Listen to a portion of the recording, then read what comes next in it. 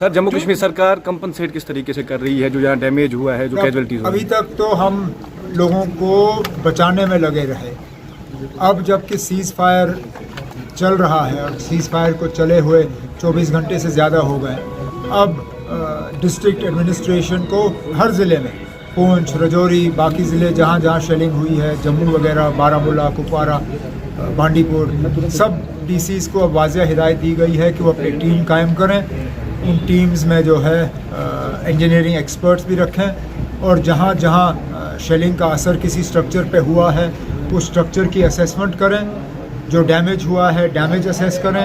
Damage assessment के बाद एक बाज़ाब्ता एक परफॉर्मा के तहत इन्हें हम मुआवजा दें।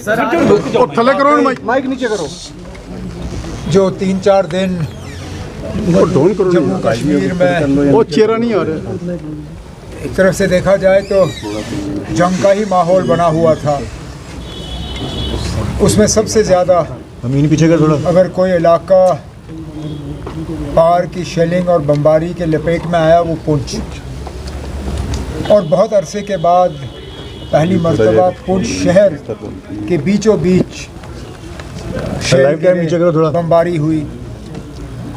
इसमें हमारी 13 कीमती जानें जो हैं वो हमने गंवाई। आज यहाँ पे आने का मेरा मकसद, पहले तो मैंने कोशिश की कि उन घरों में कम से कम मैं पहुँचूँ जहाँ ये सबसे बड़ा सामना पेश आया। उसके बाद यहाँ की सिविल सोसाइटी से मेरी मुलाकात हुई और मैंने पुंछ के लोगों को मुबारक किया जो इस मुश्किल दौर में इन्होंने हिंदू मुस्लिम सिख इत्तेहाद और भाईचारे का जो माहौल है उसको कायम और दायम रखा। अब आगे जाके दोबारा अगर इस तरह के हालात बने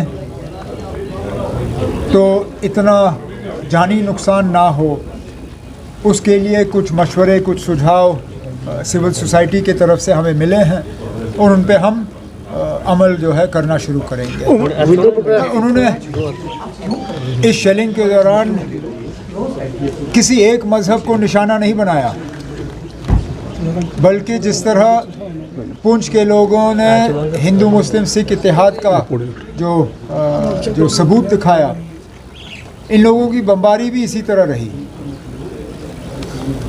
गुरुद्वारों के नज़दीक, मंदिरों के नज़दीक, हमारे मदरसों दरगाहों के नज़दीक अंधाधुन इनकी फायरिंग रही।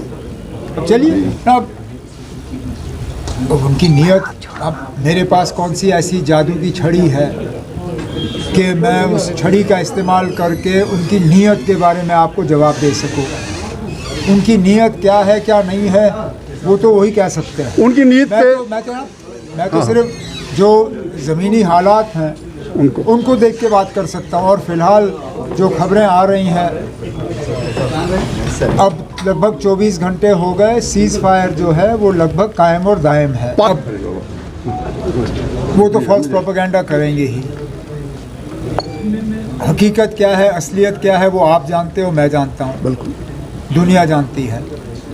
अब इस हकीकत को वो तस्लीम करें ना करें, मैं इसमें क्या कहूँ। उनको तो अब कोशिश करनी चाहिए वापस आने की। जाहिर सी बात है, लगभग 80-90% पुंछ शहर जो अभी खाली है वो तब गए जब यहाँ शेलिंग हो रही थी। अब अगर शेलिंग रुक गई है तो उनको वापस आना। क्या बात कर रही है? नहीं, अब ये आपकी, मैं माफ़ी चाहता हूँ ना। सिविल मैंने वीडियो कॉन्फ्रेंसिंग के दौरान अपने डीसी और बाकी अफसरों से बात की ना, उनके पीछे गोलाबारी की आवाज़ मैंने सुनी। सिविल सोसाइटी की मीटिंग की, एक ने भी ये नहीं कहा कि डीसी या कोई आला अफसर जो है वो पुंछ छोड़ के किसी और शहर में रहा। अब ये गलत खबरें जो है आप लोगों की तरफ से फैलाई जाती हैं तो ये बड़ा अफसोस की बात है।